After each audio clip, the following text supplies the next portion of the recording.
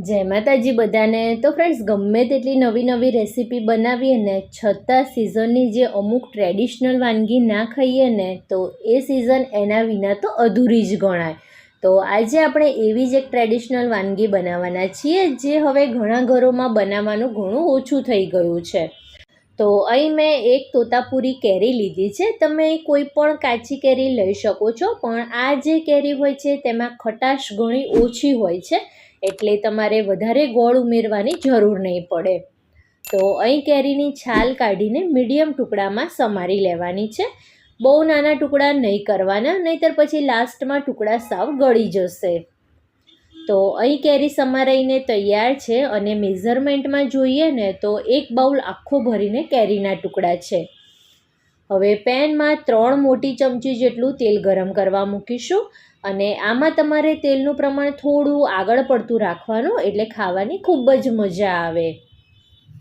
1 ચમચી જેટલી રાઈ ઉમેરીશું અને વઘાર સારી રીતે તતડે ને ત્યાં સુધી આપણે વઘારમાં ઉમેરવા માટેની ખડા મસાલાની એક પ્લેટ તૈયાર કરી લઈએ। તો 2-3 લવિંગ, 4થી 5 જેટલા કાળા મરી લીધા છે, 1 નાનો ટુકડો તજનો, 1 તમાલપત્ર, 2 સૂકા લાલ મરચાં, 1 ચમચી કાચી વરિયાળી લીધી છે અને સાથે જ આપણે અડધી ચમચી જેટલા આખા ધાણાને અધકચરા વાટીને તૈયાર કર્યા છે। રાઈ સારી રીતે તતડી જાય પછી 1 ચમચી જીરું અને ચપટી હિંગ ઉમેરવાની છે અને પછી આપણે જે ખડા મસાલા અને ધાણા તૈયાર કરીને રાખ્યા હતા ને તે ઉમેરી દેવાના। માત્ર 15થી 20 સેકન્ડ જેટલું સાંતળીશું અને પછી આપણે તરત જ કાચી કેરીને ઉમેરી દેવાની છે।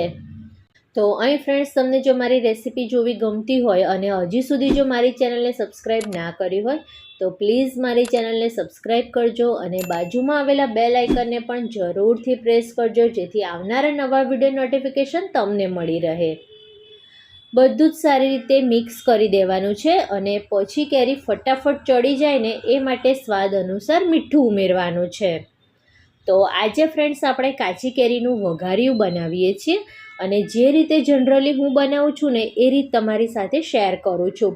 એકદમ ફટાફટ અને કોઈ પણ જાતની માથાકૂટ કડાકૂટ વિના એકદમ આસાન રીતે તૈયાર થઈ જાય છે અને ટેસ્ટમાં પણ ખૂબ જ સ્વાદિષ્ટ લાગે છે।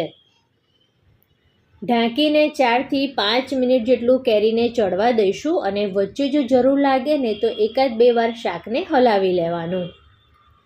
4-1 મિનિટ જેટલું થયું છે અને કેરીને ચેક કરીએ ને તો અત્યારે 90% જેટલી ચડી ગઈ છે અને અત્યારે જોઈને જ ખાવાનું મન થઈ જાય ને એટલું સરસ વઘારિયું દેખાઈ રહ્યું છે।